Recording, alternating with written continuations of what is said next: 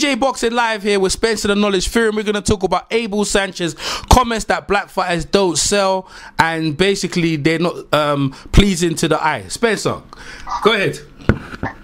Wait, so if black fighters don't sell. Yeah, that's what he said, right? That's what he said. I listened to it, and you know what? I can, to a certain extent, I understand where he's coming from, but it's got nothing. So if black fighters don't sell, what? Andy Joshua don't sell? Yeah, that's what I was thinking. No, I'm out of curiosity. I'm just trying to work this one out. And does Anthony Joshua not sell? Anthony Joshua sells. He's been selling from the Johnson fight, the Kevin Johnson fight. He's been selling from the Dillian White British title fight. Christian McGubat Jr. sells. James DeGale. Right. So when he's turning around saying, well, black fighters do the sweet science and that's why they don't sell, that is a very, very disrespectful thing to turn around and say, especially when we can go back to the murderer's row and knowing that certain men weren't given the opportunity because of their skin tone. Nothing else, you know? Do you understand? Because if you're talking about pound for pounders, and we're looking at pound for pounders or men who fought with that benign ferocity, one man would stick out in your head, and that's Henry Armstrong. Absolutely. Right? What, Henry Armstrong couldn't sell? Yeah. What box office records would Henry Armstrong be getting right now if he was around today? Jeez. What would he be getting?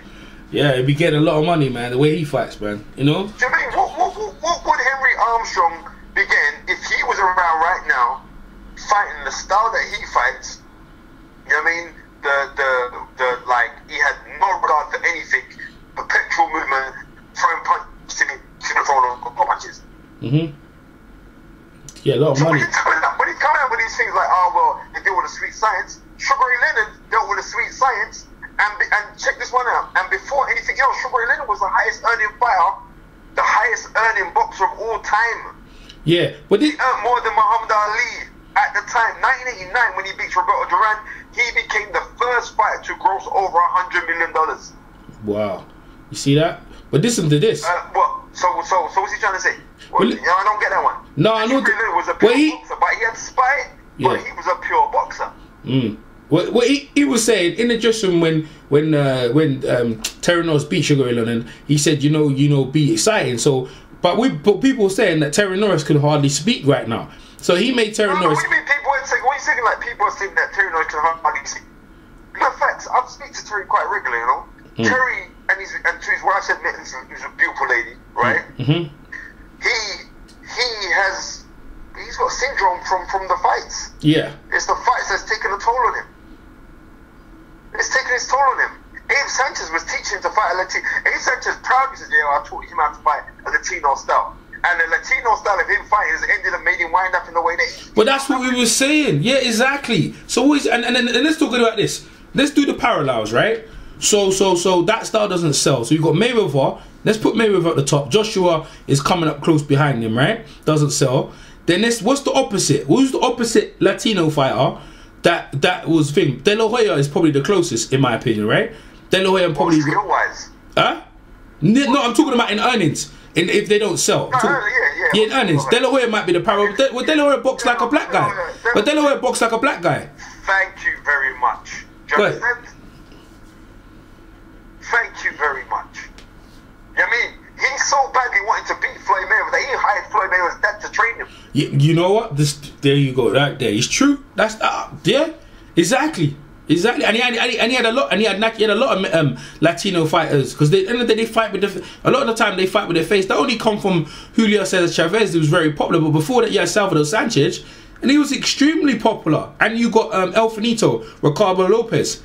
You know. Ricardo Lopez is my fighter. So, but Adriel Sanchez, in his opinion, the Julio Cesar Chavez fight type of style, Mexican style, which Golovkin has adapted, is the best style for him. But he was saying how Canelo... No, it's the best. No, it's the best style for him. Yeah, for him. Maybe, just maybe, you can't teach the sweet science.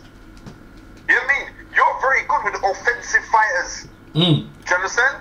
That's what you're very good at. And I understand universe. I guarantee you that Canelo will school him in this next fight. Will school Golovkin. Well, this is the thing. Canelo had how many rounds with Mayweather, And what Abel Sanchez was trying to say is that because he fought similar to on a Mayweather fight, it wasn't exciting. And I think that's where he comes in and he said black fighters, in terms of what he was trying to do, is really get under Canelo's team, that he fights like a black fighter as a disrespect. Yeah, wait, one second. I don't care who he's trying to. Why would you want to use the heart of your conversation to black fighters? Yes, that's what I was saying. Yes. You understand? Yes. And this is the thing. This is the bullshit. This is why I'm saying it's so freaking hypocritical. Because let me as a black man turn around and say, oh well, white fighters ain't no good, or blah blah blah, or like white fighter styles ain't too effective, and you see the murderization that I would get. Yeah, you couldn't say that. You couldn't say that. You couldn't say that. You wouldn't say that.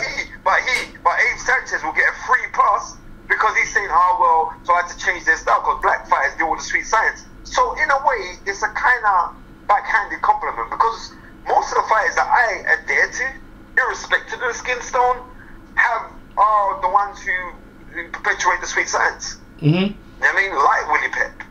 Do you know what I mean? Like Eze Charles. Like Gene Tunney. Gene Tunney's a wicked boxer. Yeah, right? he is. Billy Conn. Those guys. I love those guys. Partner Whitaker. Yeah. You know what I mean? I love those guys. Yeah, but I'm talking about the older school guys. Those guys, I love that type of fighters. Those for my fighters. But when you're hearing the living or the disrespect, when a man's saying, oh well, like black fighters don't sell, let me just tell you this: the hottest property in boxing right now is Anthony Joshua. Absolutely. Right now, right now he is. Right now, I mean, Wilder's got this. Right now, he's the hottest guy. Yeah, yes, he is. Well, look, man, he's the hottest guy right now. And you know the most exciting style. You know you're gonna guarantee. There's no. Everyone gets their money's worth in a Joshua fight. There's no one ever comes out and they don't get their money's worth. And you get your money. You get your money's worth. Wilder as well. Wilder as well. Wilder's exciting. Wilder, listen, let me tell you this now. Wilder's my guy. I had to pick him up yesterday on Talk to Talk. You know what I mean? I think he's gonna knock out Luis Ortiz viciously. What round you got? What round? Yeah. About round between 5 and 8. 5. I'm going to go in points now, but yeah, go on. Regardless of that, I just got him winning the fight because morally, man's a drug cheat, and especially in the height of what happened to young Westcott this week when he died. So any drug cheat. That's my mind. Yeah. What was the circumstances of the death? How did he die? What was that? How did he die? He won the fight. He went up to his change room and had complications. Got rushed to hospital. One died in hospital. So he won the fight, and so what do you think the board's gonna do in the line of that? What can the board do? You gotta say to yourself, what can the board do? The board can't do nothing. Accidents happen in any area, and it's sad that human life has gone. You know what I mean? And that's the rules of it. That's all that it's got. That is it. It's sad, but there is no more stringent affiliation group. Appointed affiliation group in boxing than the British Border Control. They are very, very stringent. I know of more. Do you understand?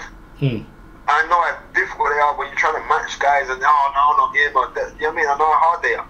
So fair dues to the British Border Control, because they are the leaders when it comes to world safety, especially after September 1991, what happened to Michael Watson. They have upped their game profusely. What about this? Couldn't they do after every fight, the fight automatically has to go to the hospital for a 24-hour observation straight after any fight? So they have a wing. They have a wing opened as for all the fighters. Like they have an event, and also the fighter books out a wing for the fighters on that day, and they have to go for a 24-hour observation.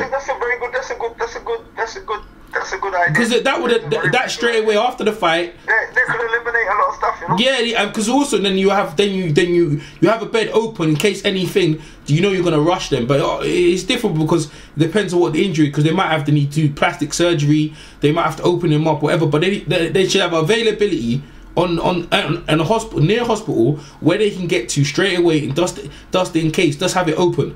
You know, because it's all in the way you have the ambulance at the back of the hall waiting, but you should also have a bed waiting for all the guys on the card. So, and that will test out everyone, because if it was in the back of the thing, they test him and they go, after you see your fans, we're straight going away. We're straight going to the ambulance and stuff. We're going to the hospital, just straight. That's precautionary. And after that, that's fine. I think they should try to implement that. I think that way you could kind of eliminate certain things, maybe. Yeah, I reckon we could, man.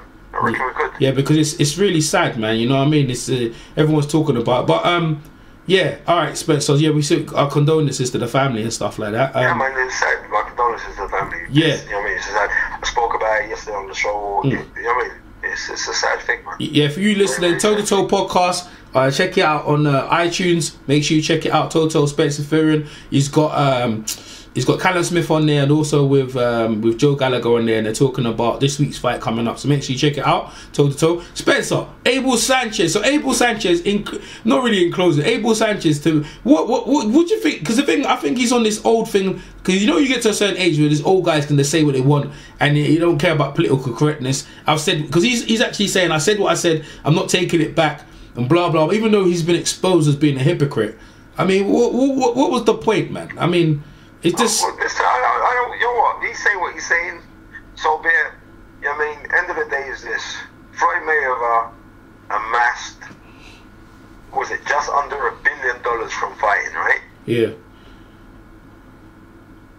And he was saying, "Oh well, Floyd in his young days was a killer." Yeah, it's cool, but Floyd never earned no big money as a killer. Floyd's first pay-per-view was against Gatti. He was a killer in that fight. After that fight, there was no more killer Floyd Mayweather. I just want you to realize that, yeah. There was no more punch for Floyd Mayweather when he moved up to 147. When he moved up to 154 pounds, there was no more killer puncher Floyd Mayweather. It's true. Floyd would just use skills and outpoint you and jab out your club. Yeah, well that's what. Well, that's why he can talk well now, spend his money. He's not no drugs. He's not taking no drugs. There's no sad story. That's what I'm trying to say. And he's promotion. And David Hayes doing pretty well. He's actually got a card coming up. Coming in a couple of weeks as well on Channel 5. I mean, he's doing pretty well, you know. As a fighter going into, because the thing is, after they were saying what the fighters do after they finish the career, like yourself, you know, you've got into punditry, doing an excellent job. You go around. I've been fortunate, brother. I've just been fortunate. Yeah, you go around doing motivational speakers to young kids, explaining, you know, certain things from what you've experienced and stuff, and bringing them up. So there's life after boxing if you're a chairman. But there's so many things, bad cases that boxers can get into, bad trips that boxers get into, to drugs and get into a whole heap of bad things. And Floyd's a good example of what to do after boxing. His brand TMT, he sells everywhere. You had people fighting over that stuff. But AJ Sanchez saying these sort of things in this modern era, I think in the social media era, anything you say can be magnetized. But it really, like, what the heck? But it's not a case of that. He meant what he's saying. Yeah, he did. Like when I had Terry Norris, I did. Remember, Terry Norris' dad was the first person to train Terry Norris. Yeah, you know what? I was just saying that. I was just thinking the same thing. It was his dad who trained him. Alright, his dad was the first. When Abe come in, Abe went the head seconds man straight away. He had to earn his spot. Just remember that part. Some people want to jump up and talk no shit, and you want to go jump and listen to the shit that they're talking about. That's true. You're not talking, you're going to say, I'm saying so be it, but you just got to realize on the certain things that you're saying, to the connotations of the things that you're saying. So you say that black guys, because we do all the sweet science, people don't want to watch them. Well, how many people tuned in to watch Floyd Mayweather versus Manny Pacquiao? How many people tuned in to watch Floyd Mayweather versus that UFC the notorious Conor McGregor? Yeah. Right. How many people tuned in? The whole world. The whole world. You know what I mean? Ali weren't no puncher, you know. I'm just good. Yeah, let's talk about Ali. And you know the thing is, styles make fights. No puncher. No. Ali weren't no come out, I'm gonna brawl with you or anything else like that. No. Right, but Ali smashed the whole box office records. At the time of Ali retiring from boxing, he was in the Guinness Book of Records when he retired in 1981 after Trevor Burbick in the Bahamas. He amassed $68 million. It was in the Guinness Book of Records. Yeah. 1981. Okay. So you weren't no out on that face, front, forward, exciting, I'm gonna knock you out kind of guy. It's exciting. Bullshit. Yeah. But in other aspects. Yeah. So I don't want to hear no foolishness out of their mouth about anything. And the next thing, Terry Norris was a really good fighter. But because he was a come forward banger and he was susceptible to getting caught with shots himself. Yeah. You know what I mean? Left him in the condition that he is today, which is sad. Aaron Barkley as well. Yeah, all of these guys. Oh, well, we're gonna turn around and say they're not exciting. Come on, man. Yeah. They're not exciting. You mad? Yeah, you know, and then no one cares about them no more. I mean, he mentioned him, but he like Terry. I don't think he's in the Hall of Fame. Terry Norris, not in the Hall of Fame. And that he will, but you know what? He should be in the Hall of Fame, but he should be. He beat Sugar Ray Leonard, you know, and he's got no. Come on, wait. Calm down a bit. Yeah. All right. Calm down. Did he beat Sugar Ray Leonard or not? Yes or no? Let's be factual. You don't listen to what I'm trying to say to you. Stop for one blinking second. Yeah, go on. Alright? Yeah, go on. What Sugar Ray Leonard did he beat? He beat the Sugar Ray Leonard who turned up. Yeah, but that's not. Wait. That is like me turning around saying, well, Trevor Burbank beat Muhammad Ali. I beat Muhammad Ali. What? I mean, what? Yeah, but hey, don't turn up. Don't come to the ring. If you come to the ring, now you're talking nonsense. Nah. If you meant no better than that, man. Right now, if Charlie Brown was there and you was on the other side of the ring, and but you have a trade, Charlie Brown's got a good chance of getting it to you. Maybe, you know what I mean? It's just if you turn up, you're still Spencer Fearon. Why would you mention Charlie Brown? No, I was mentioning this to say because Charlie Brown couldn't give me anything about jokes. He's a funny guy. Charlie's my bridge in that. Yeah, I know. Come on, just be real. No, on the reals. Look, I know. Listen. Me, I don't care how old I am. Yeah. I'll destroy Charlie Brown in 2 rounds. Okay, all right. Let me give you another one. Yeah, Mike Tyson, Larry Holmes. Right, Larry Holmes was off for a year, but Larry Holmes after that never got stopped after that. You see what I'm gonna say to you? You're missing the point. No, but you're missing the point though. What am I missing? Because Ray Leonard never got stopped by Terry Norris when they fought. What was that? I'm sure. Oh yeah, sorry. He went the distance. You're right. He went the distance. Right. February 92. He got floored though. He got floored. Yeah. In the 2nd round, and he got floored in the 8th or the 7th round. He got floored twice. I remember he getting floored twice. Mm-hmm. And I remember every time like he got floored, like Terry Norris would lick him and he'd go over, and as he's dropping down, like Terry Norris would try and throw a shot again after him when he's like just about to drop. I like what Nigel Benn used to do. Yeah. He'd throw a shot again. Mm-hmm. And Leonard was old. He was 35 years old in that fight. Yeah. So he was way past the peak of anything. 10 years out since beating Tommy Hearns in the first fight. 10 years. But Mayweather's last fight was at 39, wasn't it? 40. Yeah, why are you comparing Mayweather? No, I'm just going by age. No, because you mentioned the ages. No, it does though. I mentioned the age because you get certain people that accept you to the rule. Bernard Hopkins exception to the rule. All right. Exception to the rule. So listen. Because that man lived the life. Have you read Sugar Ray Leonard's autobiography? No. The Big Fight. No. Well, you should go and read it because readers are leaders. Sugar Ray Leonard used to do more coke, than a vending machine in a pub.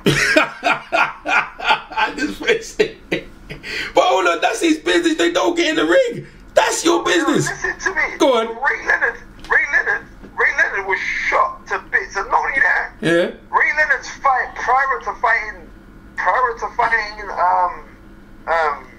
Terry Norris. You know what his fight prior to it was? Who was it? Was it Camacho? Duran. Oh, Roberto Duran. Yeah, I saw that fight. That was a good fight. Right? Yeah, he went the distance. It was kind of boring, right? Leonard in that fight was 160 going into that fight. Mm-hmm. Right? Remember, you're old now. Leonard's next fight, which was a year and a few months later, because his next fight was 1991 when he fought Norris. Mm-hmm. I remember he fights Roberto Duran in December of 89. The only reason why I remember it because my birthday's in December, but he fights in December of 89, and Jim Rosenthal, who's now at Box Nation, but Jim Rosenthal was working for ITV. Jim Rosenthal did the commentary like, Leonard ends the decade as a world champion and he can well go into the next decade as a world champion. Mm. At that time, Leonard was 33 years old. Mm-hmm. So then after that, by the time he fights Terry Norris, he's 35 years old. And he's way past it. And the only reason why Leonard took that fight with Terry Norris is because he's seen Terry Norris get knocked out by Julian Jackson.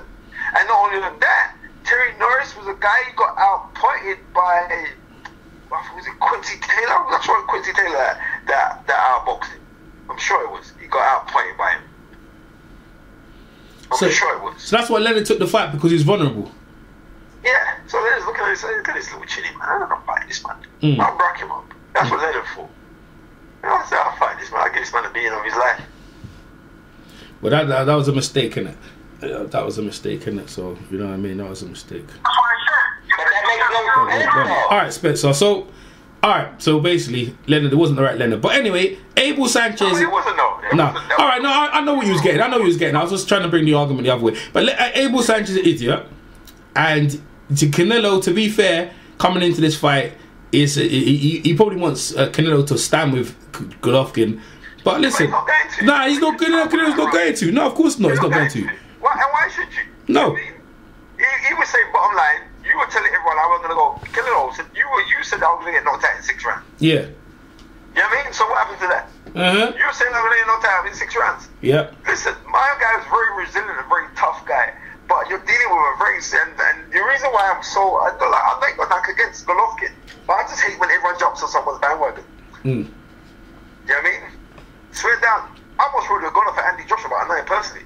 I hate when everyone jumps on a fighter's bandwagon and they overly boost them, then it winds me up. But because Andy Joshua is so supremely humble, just like he's saying, well, like, yeah, I'm not there yet, I've still got things to work on and stuff like that, makes me warm to him even more. Yeah, but he ain't saying he could beat Mike Tyson. Like, Wilder's... What I'm trying to say to you. He ain't trying to say... He ain't disrespecting the old-timers. No, but they disrespect the old-timers disrespect Wilder, though. They don't rate him. They didn't think he's no good. Mike Tyson I could knock him out. So Wilder came back. So it's a kind of backwards and forwards with the old-timers. They don't really... But wait a minute. On the reals, let's be real. I've been watching some young Mike. What would Mike Tyson have done to... Mike Tyson of 1987. What would Mike Tyson have done to Deontay Wilder? Who did he fight in 1987? Was he the champion in 1987? Of course he was champion in 1987. He became world champion in 1986. 1986, okay. When he beat Burbank. Come on, man. You got to be on the game, man. Well, I'm making sure that which Mike Tyson we're talking about here. Okay, against Wilder who fought Stubborn, yeah? The second fight. The Wilder who fought Stubborn. What would he have done to him? Well, I tell you what, mate. Mike went and found it easy in our car. My man's got good reach. But boy, it'd be interesting if Mike got in close to see what he'll do to Wilder. Are you for real? Yeah, I'm being honest. Wilder, listen, he's got a serious reach, man. He got serious reach and he's not easy. Listen, I'm not gonna just go in and just say he'll go in there and blow him out. There's no way I could do that. There's no way. Because you know what? No man, yeah, you got to get past all that reach, yeah. And you know Tyson had trouble with people with long reaches. You know that already. And Wilder's got extreme. Like who? What? He had trouble with? Who? Tyson. He had trouble with Buster Douglas, and he had trouble with Tony Tucker, and he had trouble with Lennox Lewis. People with long reaches. Stop. Yes, people with long reaches with, you forgot another word. They were accomplished amateurs, number one. Wilder's a pro medalist. Oh, give me a break. Come on, you can't throw it. Come on, Spencer. You can't knock people's accomplishments. Listen. They had extensive amateur careers, and they came from a different system of learning than that of Wilder. He's with Breland. He's with Mark Breland. Wilder's still... Listen, I don't care who he's got. Nah, come on, Spencer. I don't business. Mark Breland is one of the most accomplished amateurs in American amateurs history. Come on, look at his record. What does that mean? I'm just trying to say to you, he's got Wilder's got experienced trainer, and he's accomplished amateur. Go ahead. That don't mean nothing. Yeah, it does. You're knocking away the accomplishments. I'm not banning But you try to make the amateur. I'm parallel. You're trying to compare Wilder. I'm telling you, I'm to say he wouldn't get. Huh? You're trying to compare Wilder to Tony Tucker.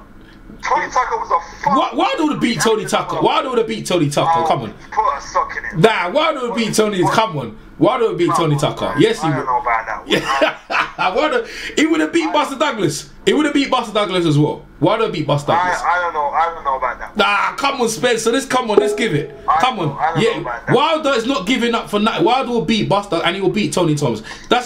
Anyway, going back to the styles. So I'm saying them styles gave Tyson trouble. Tyson trouble. Even in amateurs when he fought, it wasn't. What's that guy he lost in the amateurs twice against? The guy with the long reach, and he kept peppering him. And he beat him twice. Who's the guy? Henry Tillman. Pardon? Henry Tillman. Exactly. So my point is, he has trouble with them guys there who have that style. Henry Tillman is a better boxer than Deontay Wilder. Well, yeah. Well, okay. If you had them against each other, Wilder will beat him as well. And the thing, Wilder's arms are longer, and his knockout KOs higher than all of this, right? I'm not saying. Listen. Go on. Listen. I'm telling you again. Those men knew fundamentals of boxing. To me, it seems like the fundamentals are only now starting to reach Wilder because He don't know what he's doing. Wilder is a cross. Wilder is a cross between Henry Akawande and Primo Carnera. That's that's deep, you know. That's deep. Henry Akawande and Primo Carnera. Primo Carnera. That is an insult from the knowledge. That is a big insult. And you know what? You will eat your words come Saturday. You will eat your. But actually, you pick Wilder. Nah, but because you know what? He's gonna put a clinic against a very good Cuban boxer. A very good Cuban boxer. I know you have, but what I'm saying, yeah, but Wilder's gonna dismantle him.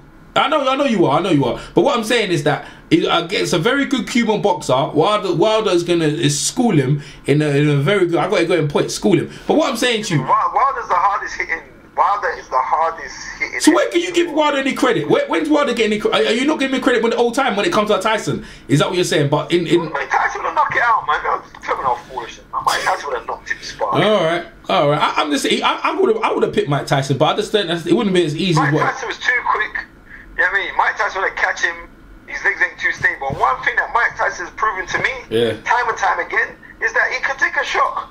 What round were you talking about? Well, if Mike Tyson was fighting Deontay Wilder? Yeah. Realistically, Tyson would have got him out of there by about round 8. Well, there you go. That's respectable. Yeah. He'd have got him out there by round 8. But that's respectable. I can see there you go. You'd have floored him in round 2, though.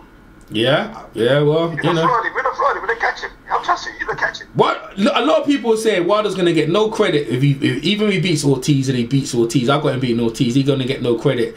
No, he has to get credit. He has to get credit. Because I'm going to give him credit. Mm-hmm. He has to. And he's going to beat Ortiz. I'm telling you, he's going to broke up Ortiz. I don't like no. I saw Ortiz when he boxed in England, when he fought Dave Allen. I saw Ortiz walk past. I swear down to my lot older than my granddad. Yeah, well, people on this age thing, but the thing is, in boxing terms, yeah, he's quite young. He has a... No, that's a lie. He's not. He's older than that. He used to spar with Lennox Lewis. I'm telling you, the man's older than dust. If he's older than dust, though, this black don't crack car. He looks in tremendous shape, and he's actually lost weight. He's an old man. Nah, man. He's an old man. He's very good. He's very good technically. He's very sound. He's wickedly sound. He's wickedly sound. So you're talking about the old schooling you're talking about. If he's been groomed and cultivated in the mold what you're talking about in good fundamental skills. So he should really and truly. You might miss you. Hey, don't be surprised if Luis Ortiz upsets him. Nah, man. Luis Ortiz ain't upsetting him. All right. Trust me. My man's his reach is too long. Luis Ortiz is open for that right hand. All it is that my man's got to be very careful for that right hand, the left hand counter, which Luis Ortiz is a southpaw. You got to be prepared for that left hand counter, and I think he will be prepared for that left hand counter. And I can see him stopping Luis Ortiz. I can see him chopping Luis Ortiz with a right hand over the top one and swings, come out with a left hook, and Luis Ortiz wobbling, then he does rush him. You know what I mean? Yeah. That's what I can see happening. All right. You know what I mean? Little drug shit. Hey. Quickly, innit? Or not really quickly. The Eubanks, because I didn't really get your take on that one, yeah. So I know obviously me and you picked Eubanks, and obviously, you know, Eubanks, to me, he fought, I don't know what happened to me, got into the lights, got to him, I don't know why he fought that way, but I was disappointed, very disappointed. I watched it again, maybe it wasn't as bad as time. I only gave Eubanks 2 rounds one time when I watched it. I was hurt with that talk. Yeah. I was hurt with the fight, how he didn't perform. I was hurt with everything. I was hurt with. I had him winning this fight for so long, saying that he's gonna do with George Groves. You were there with me. It was the post-fight press conference after George Groves versus Jamie Cox, and George Groves saying that I'm faster than you, man. I know we both looked at each other like, is this man on crack? Yeah. You know what I mean? Yeah, we did, didn't remember. Yeah, I remember. Right, but one thing I have to give him, he said that this thing is about levels, and you look, and to be fair, it was about leveling it. Yeah. It was about levels. That's what it was about. It was about levels, and it's not a case like I was believing the hype. Maybe somewhere in my subconscious I just want him to win because I know of the backlash of which he's receiving, where he shouldn't be receiving it, when all his dad's trying to do is do the best for his son. But sometimes, even when you're trying to do your best for someone, wrong things can come out. How do you think he would have fared against Triple G if that fight actually happened there back then? No, he got beat, man. He would have got beat, but I think he wouldn't have. I'm not too sure if his career would have been it's salvageable, You know what I mate. mean? He'd got. They're lucky. No, I got it wrong. Oh yeah, I think they were biting too much from that one, mate. Well, you know what? It's like it is what it is. George Groves really did put in a performance. I think it's something to do with his mental psyche, because when he should have put it on my man, he never. And it's the same with the Billy Joel fight. When it was too late, that's when you want to dig deep. Yeah, you shouldn't have allowed it to get to that too late stage before you want to start. You know what I mean? Yeah. You're waiting too long. You're trying to be too slick, too early. And you didn't want to commit because it was like he was apprehensive that you're going to get counted. And you kind of bought into what my man saying, like, there's levels to this thing and you're going to see. He should have just gone out and just done his thing. But he didn't, unfortunately. Yeah. He called him an Instagram boxer. And because that's all you're good for. Well, you know what I mean? He's got a point, innit? Yeah. Well, George Groves, no matter how you got him, you were sitting next to Callum.